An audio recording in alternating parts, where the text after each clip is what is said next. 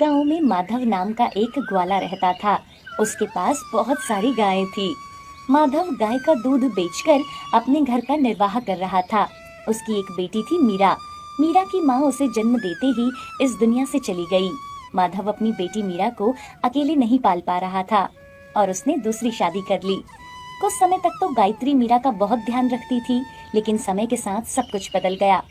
माधव गायों के कामों में बहुत व्यस्त रहता था। गायों का दूध निकालना और फिर उसे लोगों के घरों में देना। सुबह से शाम वो बाहर ही रहता था। इधर गायत्री मीरा से खूब काम करवाती थी। एक दिन, अरे कब तक सोती रहेगी तू? चल उठ, तेरे पिताजी ने गाय का दूध निकाल लिया है और वो दूध बेचने चले गए हैं। अरे जा, अब गाय को चारा डाल दे और हाँ, गोबर भी उठा देना। मीरा बिना कुछ बोले उठती है और गाय का काम करना शुरू कर देती है। मीरा काम खत्म करके रसोई में आती है। ये मैंने माखन बनाया है, माया बहन के घर देकर आ, और वो पैसे देंगी ना तो ध्यान से लेकर आना, कहीं गिरा मत देना। ठीक है माँ। मीरा माखन लेकर जा रही थी। वहीं रास्ते में कृष्ण भगवान का मंदिर था, जहाँ हर रोज सुबह शाम लोग पूजा करने आते थे। मीरा भी मंदिर देखकर रुक जाती है। पहले कृष्ण भगवान और राधा रानी के दर्शन कर लेती हूँ, फिर माया चाची के घर चली जाती हूँ। मीरा मंदिर के अंदर जाती है। वहाँ पंडित लोगों को भगवान श्री कृष्ण की बाल्य अवस्था के बारे में कथा सुना रहे थे। बाल कृष्ण को माखन बहुत प्रिय था। माँ यशोदा उनके लिए रोज माखन बनाकर रखती, फिर कृष्ण अन्य गोपी के यहाँ जाकर माखन चुराकर खाते थे। अब भी कृष्ण भगवान को माखन का भोग लगाया जाता है। मीरा को कथा बहुत अच्छी लगी। पंडित जी, यहाँ भी क्या सब लोग कृष्ण जी को माखन का भोग लगाते हैं? नहीं बेटा, यहाँ लोग माखन का भोग नहीं लगा पाते। वैसे भी यहाँ दुकान पर ताजा माखन नहीं मिलता।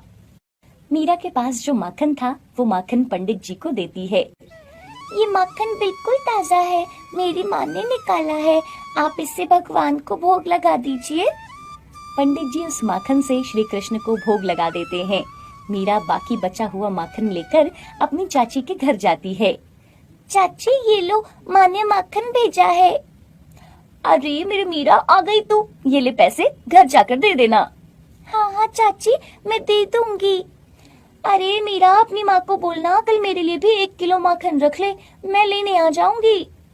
अरे आप क्यों आओगी, मैं खुद ही आ जाऊंगी आपको देने। मीरा घर जाकर अपनी माँ को पैसे देती है और बताती है कि कांता चाची ने भी 1 किलो माखन मांगा है। अरे वाह, अगर ऐसे हर रोज माखन बेचेंगे ना तो खूब सारे पैसे हो जाएंगे। ठीक है, मैं कल तुम्हें उनके लिए भी माखन दे दूंगी, और हाँ, कल ना मैं ज्यादा माखन भेजूंगी तो गाँव में बेचाना। अब मीरा रोज माखन बेचने जाती थी और मंदिर में श्री कृष्ण जी को भोग लगाती और कुछ माखन प्रसाद के रूप में लोगों को भी दे देती।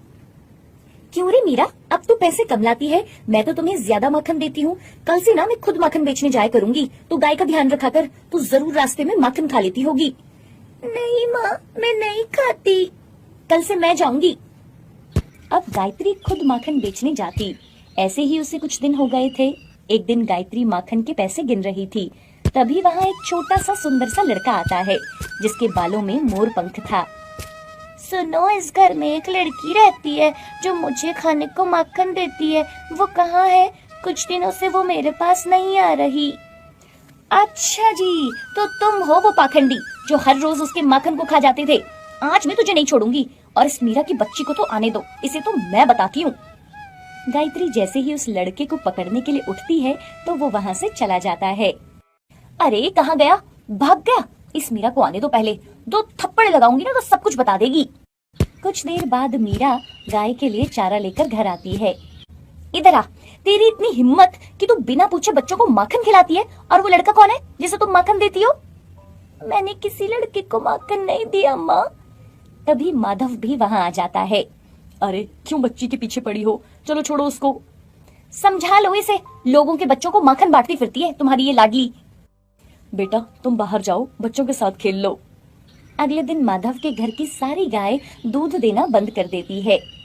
अरे पता नहीं क्या हो गया, सारी गाय दूध नहीं दे रही, ऐसा तो पहले कभी भी नहीं हुआ है। अरे अगर दूध नहीं होगा तो हम खाएंगे क्या? दूध के बिना हमारा घर कैसे चलेगा जी? तुम चिंता मत करो, मैं पंडित जी से बात करता हूँ, लगता है हमारे घर को नजर लग गई है। अगले दिन माधव और गायत्री पंडित जी के पास मंदिर में जाते हैं। पंडित जी, हमारी सारी गायों ने अचानक से दूध देना बंद कर दिया है। पंडित जी, आप कुछ करो ना, पता नहीं किसकी नजर लग गई है। अच्छा, मैं अभी सोच रहा था आपकी बेटी मीरा कुछ दिनों से माखन लेकर क्यों नहीं आई। आप जो काम करते हो, श्री कृष्ण के लिए माखन भेजते हो, मीरा बड़े प्यार से भगवान को भोग लगाती है। माफ करना पंडित जी, लेकिन हमने तो मीरा को माखन देकर कभी मंदिर नहीं भेजा। गायत्री को सब समझ आ जाता है। इसका मतलब उस दिन खुद कृष्ण भगवान हमारे घर आए थे। गायत्री कृष्ण भगवान की महिमा के आगे अपना सर झुकाती है और उनसे माफी मांगती है। भगवान खुद मेरे घर आए, लेकिन मैंने उन्हें पहचाना तक नहीं। गायत्री माधव को सब बताती है। हे कृष्ण भगवान, हमें माफ कर दो, हमसे गलती हो गई है। अब से हम सब मिलकर आपको भोग लगाने आया करेंगे। पंडित जी, ये सब मेरी गलती है, इसलिए ये सब हो रहा है। अब मुझे इस सब को ठीक करना होगा। गायत्री घर जाकर मीरा से माफी मांगती है। बेटी, मुझे माफ कर दे।